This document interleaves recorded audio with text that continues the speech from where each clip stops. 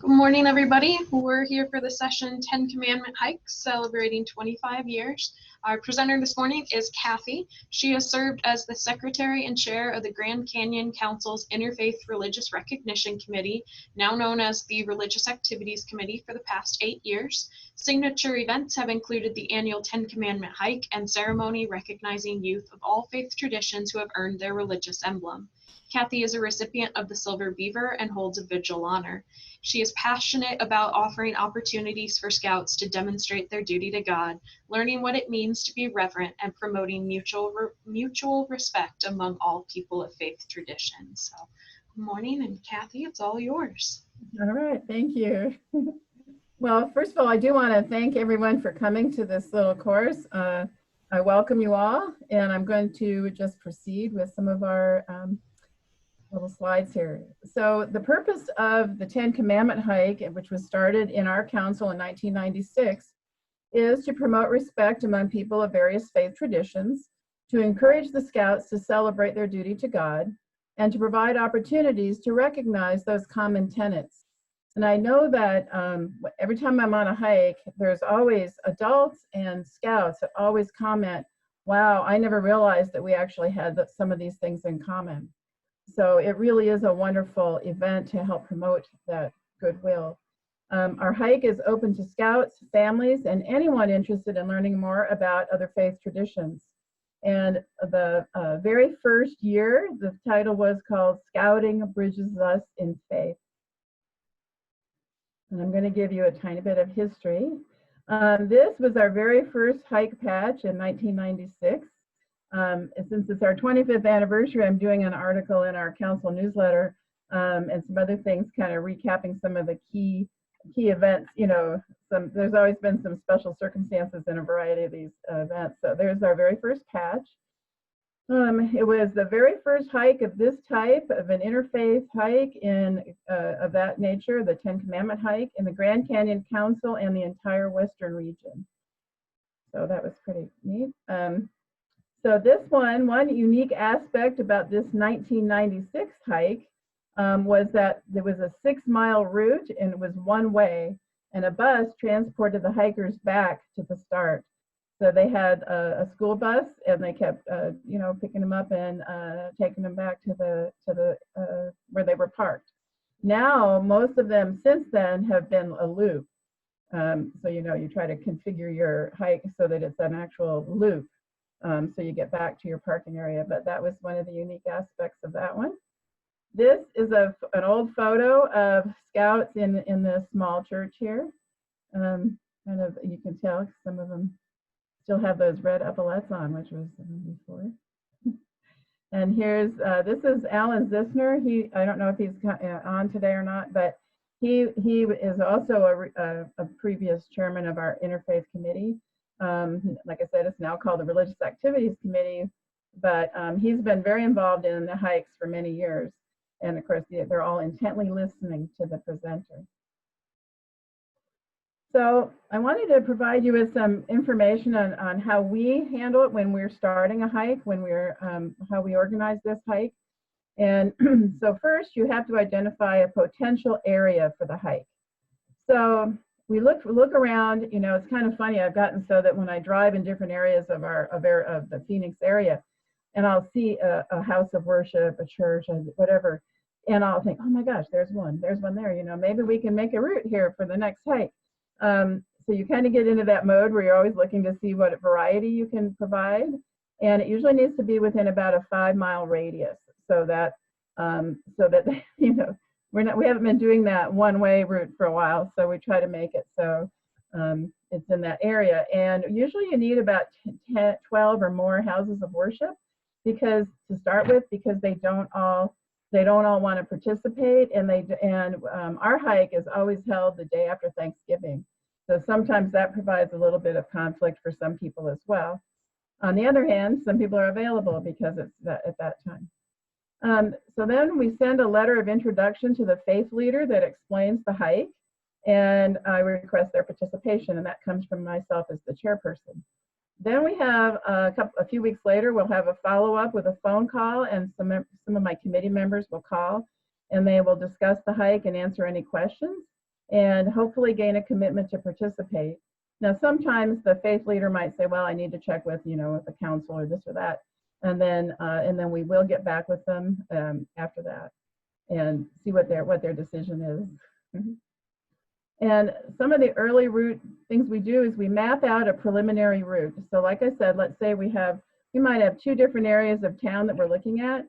And then we'll go and we'll try to figure out which one's more feasible, so we'll pick one and we'll start with it. And then we map out a preliminary route, but we always want to confirm the starting point first.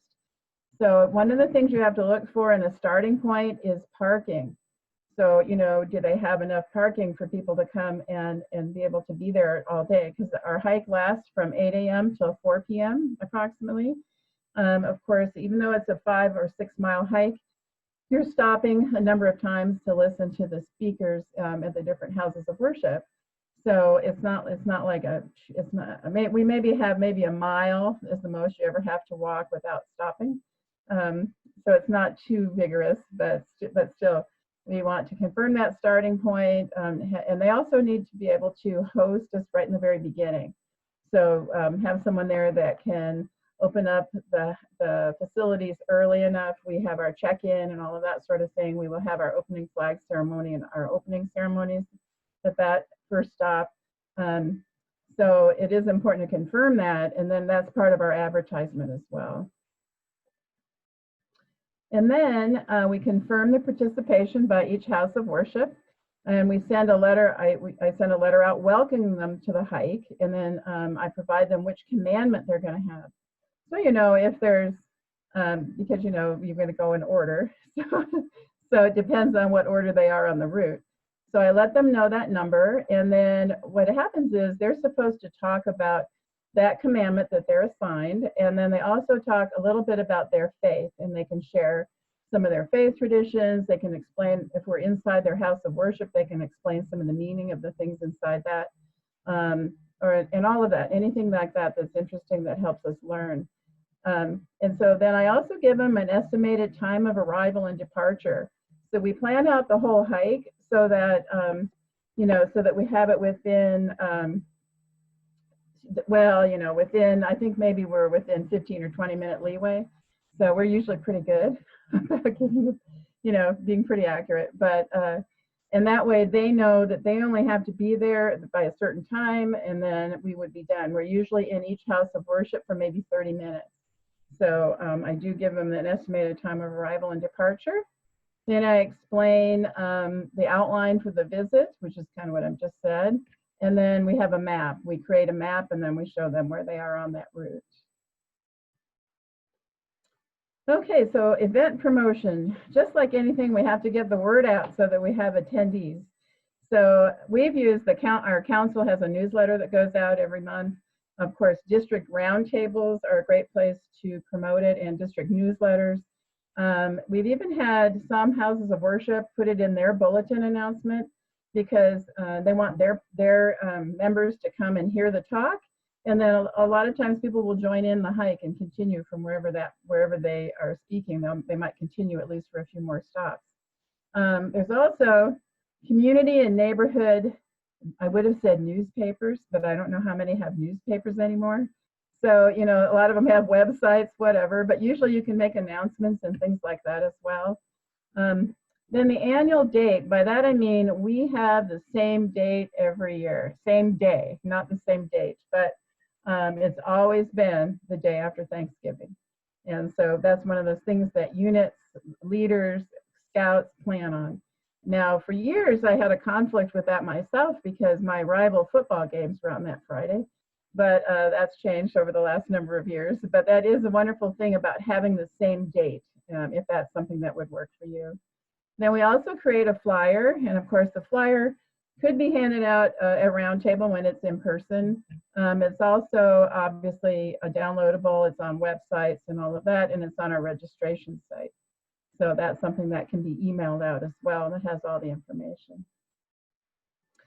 Then as far as hike preparation goes, there's always a to-do list. I'm trying to think of everything that we would do. So first of all, you have to set up your registration site. And so for us, we do that through our council you know, their whole link, their calendar and all of that. So it becomes on the council calendar. And, you know, other places, may have a different way to do that, but you have a registration site that you need to set up. We charge $5, and that is, and I mean, that if someone comes, and we're not going to argue with them if they don't pay $5, but it's so they get the patch. So most people want the patch no matter what. So, and that helps us with the registration too. So, and then people can walk up though, and then they can also get a patch if they'd like. So anyway, you set up your registration site, you design and order your patches.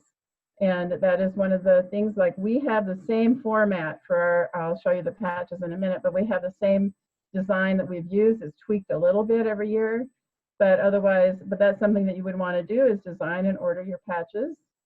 And then recruit your volunteers. We do have a few volunteers that help. Some are from our Religious Activities Committee, of course. And sometimes when we're walking, you know, in the city area, we need help crossing intersections, or we want to make it, especially if it's a busy road, we try to avoid those, and we walk through a lot of neighborhoods and that kind of thing. But so we have fluorescent vests that people can wear to help us. And also sometimes we've had a police escort, and the police are usually very compliant and help us out with that in crossing. And then these are some of the patches that I put out for you to see. This one here, the purple one, this was the 20th anniversary of our hike. And of course, it's reminiscent of the religious knot that the Scouts receive when they earn a religious emblem. And so that, I don't know if you can tell, but it's a 20 is ghosted right in there. So for this year, for our 25th, it's going to be the opposite. It's going to have a purple, it's going to be a dark purple border, and it's going to be silver on the inside. And the 25 will be ghosted in silver. And then I have to say, a lot of people really like the loops because they want to be able to wear them. They want to show them proudly and wear them. So, and for a few cents, it's well worth having the loop on there. Although a number of them in the past haven't had it, but you know, if you don't want it and you want to put the patch on a jacket or a blanket or something, you can just cut the loop off. So anyway, these are 3 examples of our patches, and you can see that they're fairly similar. So another thing to do before the actual hike is you want to walk the route. So you get a couple other people to go with you, and you walk the route, because we want to look for different things I mean, I always drive the routes first too, but you know, you still can't, there's still some places a vehicle can't get you, and you really want to be accurate on the timing. So ultimately you want to walk it. We always look for restroom facilities along the way. So most houses of worship will have, when they have you come in, then of course you have access to their restroom facilities, but sometimes presentations are at a park. And so we need to be sure if they have restroom facilities at the park. We also, in that case, you also need to find out if you need to make a reservation. So often you don't need to, but some places you do, especially if you were going to use Ramadas. So you want to check on the park reservation. Then a microphone system is actually very helpful, especially if you're outdoors for some of the presentations. Because, you know, outdoors, especially if it's breezy or anything, we just need people to hear the presentations. So we do want to have a microphone system. I already mentioned the safety vests, which are great for, we have a number of them, because when we're walking the route, we like to have parents and adults just help keep them all in line, and so that if anybody were to fall or anything, they would know who to ask. And then one reason to walk that route, like I said, is to confirm the timing between the stops, because we actually calculate how long it takes to walk from one house of worship to another, and then you add in, you know, what time you're going to be there and all of that, and then let the next house of worship know that timing. So we want to make sure we're fairly accurate. And the other reason is you want to look for hazards or changes. So for example, last year we had it mapped out, because we map it out first on the Google Maps, you know. And then when we walked it, one of the streets was closed for construction, one of the side streets. So we had to reroute it a little bit. So and then one area is when we were first looking, Sometimes there's no sidewalks in certain areas, and that can be problematic. It depends on the location, you know, how the traffic is and all that. But we always want to make sure that our participants are safe. So that's the key thing. And then this is just about a week beforehand. You want to make sure that you want to kind of touch bases again with your presenters to make sure that they're still on board. I remember one year there was somebody had left a note for a presenter and went back a few weeks later because I never heard from him, and he was out of the country. So you can't always assume, you know, hopefully you've had a conversation back and forth with your presenters, either through email or text messaging or phone calls or whatever. But you want to confirm it, and you want to confirm their name and the spelling of their name. And you'd like to get a little bit of a bio on them, because that's part of what I use when I introduce them at their house of worship. So, and that's just the way we do it. I introduce them since I'm the chairperson. And so I'll introduce them, give a little bit of biography, and then they go ahead and speak. And like I said, they'll talk about the commandment and share some information about their faith traditions. We also want to confirm the date, time, and location with that presenter, just so that everybody's all on the same page.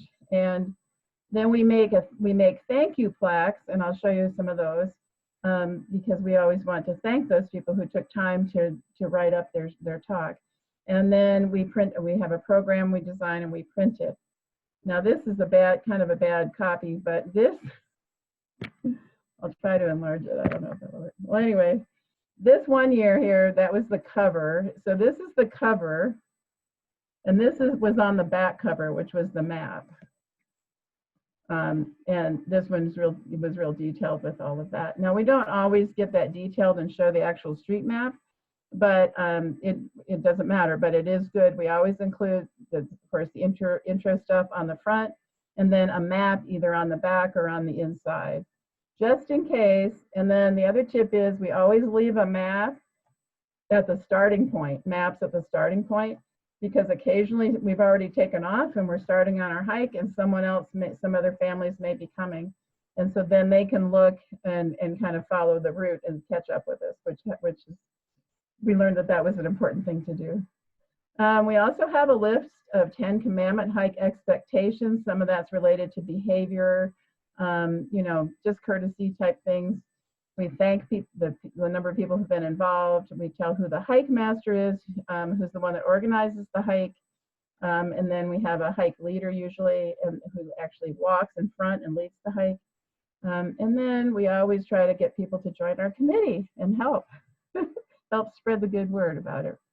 And then this page right here shows the commandment and then where it's being offered and by whom. In the location. So this is another important page, and the youth and families all follow. We'll all look at that and follow that, and it's a great record of who has helped us in the past. And then we always do a little talk, usually somewhere along the route, especially if we're waiting a few minutes here and there. I kind of work this in. 2 years ago, we had a James Madison Prep, was the name of a school, just on our route. And so we stopped in front of it, and then we read this about the quote from James Madison about the 10 Commandments of God. Okay, so then on the actual hike day, whoops, hold on. I have to shrink it back down. On the actual hike day, you want to arrive early at your starting location. You know, not maybe an hour early. I don't know, that's even pretty early. Maybe 45 minutes early, but at least a half an hour earlier than your participants are scheduled. So for example, we usually start at 8 a.m. with check-in. Some years we've started at 7:30 with check-in. So then we would get there at least by 7 a.m. So we're set up. This last year, it poured rain all night. But I remember driving over in this pouring rain, I could hardly even see.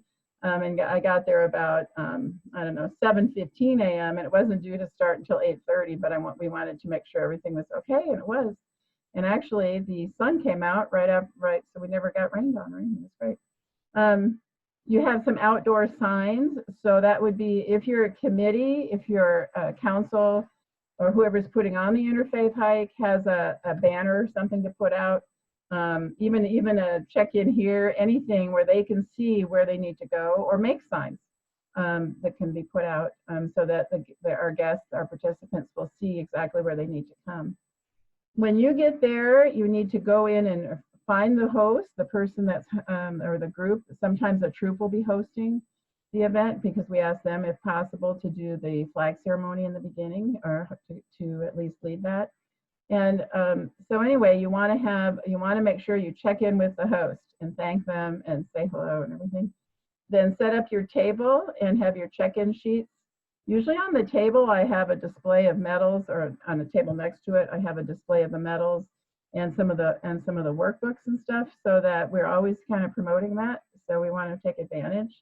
And then that we give out the program that I just showed you, and we distribute their patches. And that's also, we have a cash box just in case people walk up, and they do. People will find out about it, and it's too late to register through the council website. So they'll go ahead and just register then, and they'll join us for the day. During the opening ceremonies, we invite the participation. So we try to have scouts do all the invocation and the flag ceremony aspects of it, and we try to include, if there's scouts of different organizations, so if there's Girl Scouts or American Heritage Girls or whoever might be there, we invite them to all participate in the flag ceremony. They also do, I forgot to put in here, but they also lead us in their respective scout oath law promises, which is always very nice too. Sometimes the invocation is offered by an adult, but again, if we can get the youth to participate in that, all the better. Then we welcome everyone, and then I usually will welcome everybody to coming to the event. And then I introduce our staff that will be there. I give an overview of how the day works, which is basically what I'm describing. And then I also include information about the lunch stop and all that. Then we have the hike instructions, and that's just reviewing some of those expectations. And then the first speaker is usually someone who's right there. So then we will go ahead and I will introduce that speaker. But we always review all of that. And then we get all their gear together, and we leave and go on to the next step. So on the hike, there's some safety precautions. One is we always have person as the hike leader, one of our team members who's the hike leader, and they have the vest on and everything. And sometimes we've had it where they've had a sign or something that they carry so everyone can see. Kind of like when you're on a tour somewhere, they have those little flags. Whoops, sorry, I hit the wrong button.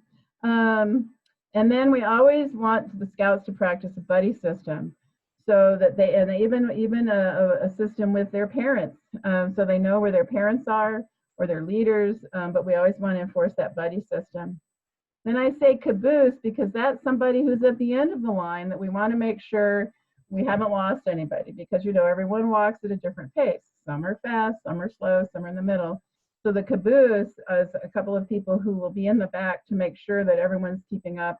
And then we know that when we get to that house of worship, that everyone's inside and ready for the presentation. We follow traffic signals, and we usually try to have a crossing guard. We walk on sidewalks away from the curbs or single file, and we always want to encourage them to be respectful to each other. Now here's an old picture of scouts walking along, and there's the crossing guard here. Now I have some pictures too, because we've had police officers help do that. I think he was an off-duty police officer at the time. Then when you're in the house of worship, we always want to be respectful. And so that means, and this is something we always want to share with the youth, but also the adults, to be attentive, to be a good listener, to ask good questions. We also want to introduce that speaker, and like I mentioned, we have the bio. We also want to thank them, and we'll present them with a plaque in appreciation for their time.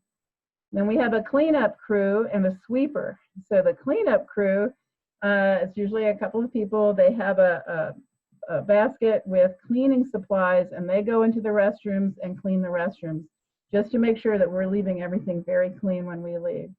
The sweeper is specifically designated to look in and around the church or the house of worship to make sure no youth has fallen asleep on the pew, that we haven't lost somebody, left somebody behind. So that's what we call the sweeper. Now, this is one of the images of a plaque that we give to the presenters. And this one happened to be one from 2007. It's a wooden plaque, which is 6 inches by 8 inches. We glue the patch on like that, and then they printed out the labels for that. And then that's what we present as a nice souvenir to the presenter. Or sometimes in this case, they were also the host troupe. And then for the lunch stop, I just wanted to mention, we usually plan the stop. It kind of depends on when you start your hike. But for us, since we usually gather at 8 a.m., we want to have lunch around 11 or 12. So you have to kind of make sure when you're planning your route that you have a place to have lunch, around that time. Sometimes a house of worship will have a space, a big cafeteria. Sometimes they'll have space outside, which is really nice. Other times you have to have it a park.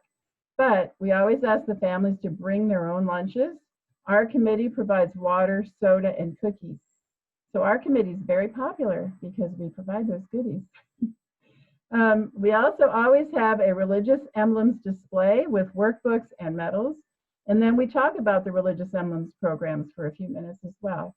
And I have that. I loved that brochure that used to have all of the BSA recognized religious and their medals on there, the faith traditions that are involved, and we always show that. And people just don't know. They're always thrilled to learn more. So it's really great to have that time. This was an older picture of one of the displays that we used to set up every time we had the hike. You can see this one had all the medals and everything. Then we have the closing ceremony. So the closing ceremony, so your last stop is usually, it just depends. Sometimes the last stop might be back where you first started, and you'll have a final speaker there at the last stop, which was the first stop. And then sometimes you have your last stop, and then you walk from that last stop to where you've started. And that's just another little distance to get to the parking area. So you have to kind of determine that.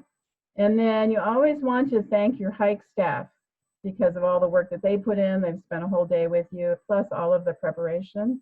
And so for that, this was just an example of a more recent one. This is also a wooden plaque, a 7-inch by 9 inch is what it happened to be. But we tried a different label and we put that on here. So, and by the way, those wood plaques, the place we got them, they're only like $3 each or something. The plaques, the wood, they're really nice. And they have grooves on the back to hang them on the wall.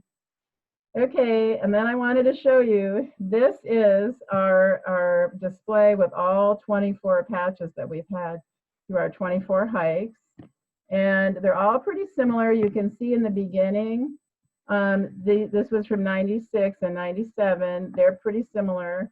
And then we started using the tablets that look kind of like that.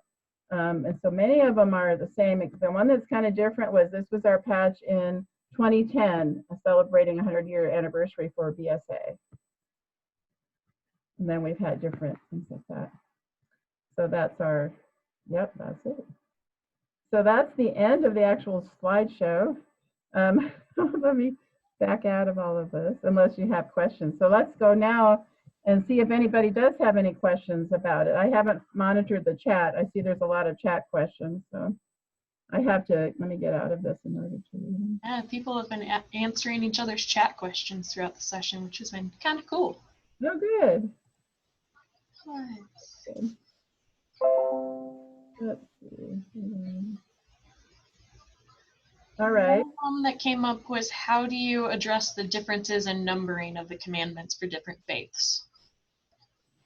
Well, so if you're asking, so like, for example, there's almost always, almost every faith has, honor thy father and thy mother, for example, or thou shalt not kill or murder, whatever, however they interpret that. And so those are applicable to every faith for all the ones that we've, So we are always careful and tactful on how we do that, and it's always worked out beautifully. Last 2 years we've had, or last year we had a wonderful woman who was Hindu. She made a wonderful presentation, and then the last couple of years we've had, well, a number of years, we have someone from the Muslim faith that makes the presentation. We have a wonderful man who's a Sikh, and he's come several times and talks about his faith. So, I mean, we're trying, that's part of the beauty of it, is to try to get, you know, we have a lot of Christian denominations, a lot of, and a lot of ones that are non-denominational, but we want to, you know, just share that information about all these other wonderful faiths so that we can learn that, gain that respect, and share that, model that for our youth. Right? Kathy, this is John Lyon. I have one thing that I noted from the patches, and I wondered how you did this, because it appears that you rotate around in different areas of the city. And do you have a particular rotation that you use, or is it just how the committee feels that particular time as to which direction you go? Right. Well, so, you know, Phoenix is a fairly big metropolitan area, so we try to move. If we're on the east side one year, then maybe we go to the west side or central another year, or north central. So we kind of move it around a little bit, but and then we changed that name on that patch, right? So I think you noticed that, yeah. So we try not to have, one year we had it down at the state capitol, up to north central Phoenix. Last year it was in the West Valley. The year before it was in the East Valley. So yeah, there's no, and now this coming year for our 25th anniversary of the hike, we're going to go to Arizona State University. Has, of course, because it's a university, there's, I think probably 20 different faiths represented in the area. So we're going to work on getting that lined up, but they also have a light rail system that goes into the university. So we're going to try to get free passes and everything for them. So yeah, this, you know, so that might help get people from farther away to come in. But yeah, there's no, like I said, I know some one area I know of has it at the same area every year. So, but we try to figure out, that's what's kind of fun about when, like I said, when I drive around, I'll think, oh my gosh, that might be a good area. And then you kind of have to drive the route and see what looks like it'll work and that kind of thing. So, did I answer your question? I think so. Yes, thank you. You're welcome. And then there was a question about, does a district sponsor it? Does the council sponsor it? In order, who pays the upfront cost of the patches while you're waiting for people to register? Right. So we have a religious activities committee. And like I said, it was formerly called the Interfaith Religious Recognitions Committee, but it's now called the Religious Activities Committee. And so the actually there's like, we have like a budget, you know, like you have to submit a budget request and all that sort of stuff. And that's how and then the patches are eventually paid for out of the $5 that we ask for participants. It's not, we don't like make a lot, you know, we make some money, but you know what I mean? It's really meant to break even, you know. I know council would be thrilled if we made a lot of money on it, but, and we do, but not, you know. So, and then, so it's through the council, not the district. It's a council, we're a council sponsored committee. So, Kathy, I have a question. Uh-huh. I have visited your council several times, and you've got a dynamite crew down there. Great religious activities group. And this is kind of off of the subject, but can you explain a little bit why you renamed that as the Religious Activities Group? That's very interesting to me. Yes. Well, that wasn't me that made that change. So our council is actually being reorganized quite a bit because of some changes in the membership. Our council, well, anyway, there's some various issues and things like that with the council. So anyway, they're reorganizing things. And so they decided that we are under the program committee. And so that's why we're called a Religious Activities Committee, and we're under the council vice president of programs and his committee. So before our committee was kind of, it was still kind of under, I don't know, it was just kind of there. And you know, and then it was actually under the religious relationships area and membership, except for we don't have a religious relationships committee. So we were kind of the religious, you know. So anyway, council's reorganizing and they're just trying to get it in better shape like that. So it works well to be under the program team. Well, I understand. Thank you. I appreciate that. You're welcome. Is Alan still on? Can you see if Alan Zissner's still on? I guess I could look under participants. I noticed he came in, but he might have dropped out. Let's see at the end. Yep, I don't see him. Okay, I was just going to introduce him. Anyway, all right. Any other questions? I hope that, you know, this inspires you to, if you ever need, oh, let me put my email in the chat in case anyone wants to. Let's see the chat now. Okay. I don't know. I can't, the chat's not showing up on my bar here. It should be on the bottom menu chat function. Hmm. It could be happening because you're sharing your screen. If you end your share. Oh, okay.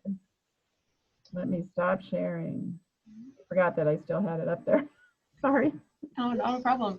As you add your contact information and stuff into that chat box, thank you everybody for coming. I know some of you are wanting to get to the next session. We have Bible Basics and we have a Weeblos class that are going on.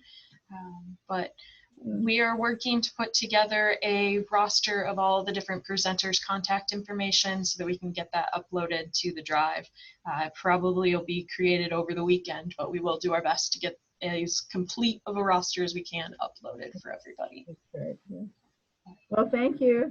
Yeah, thank you for coming and thank you for all the information. You're welcome. Have a wonderful weekend. Everybody have a good day. All And right. see you at future classes.